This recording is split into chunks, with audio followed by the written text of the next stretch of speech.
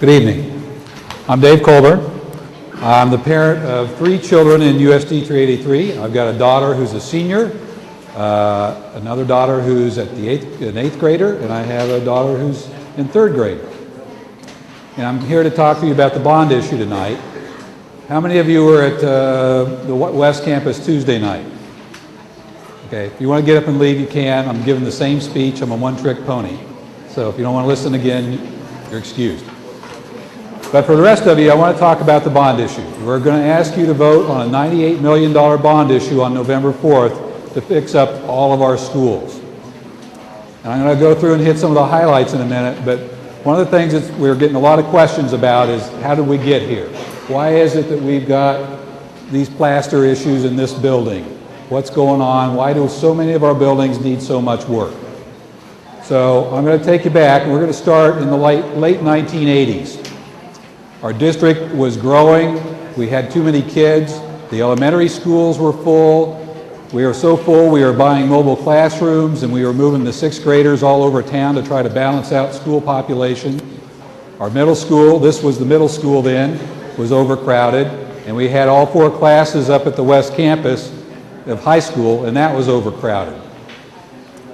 And there was a study done that the school district did with parents and community leaders called Manhattan-Ogden 2000. And they did some looking at the future and thinking about what the school district was going to need.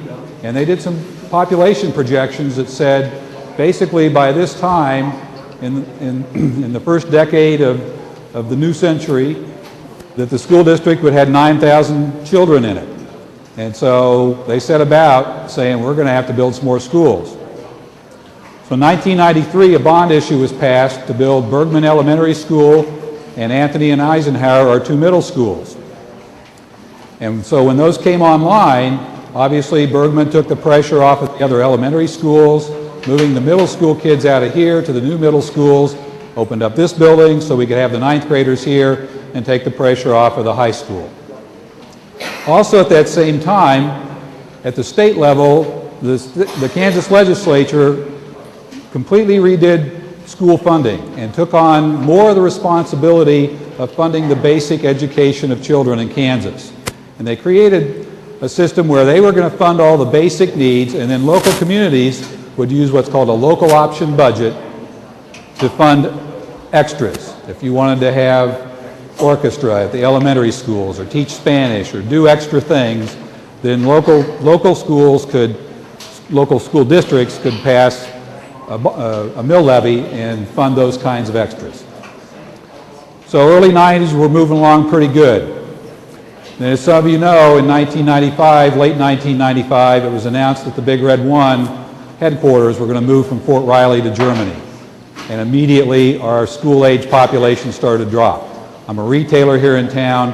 My business dropped that first year about 12%, and it continued to drop for 2 or 3 more years. And the whole town suffered through that.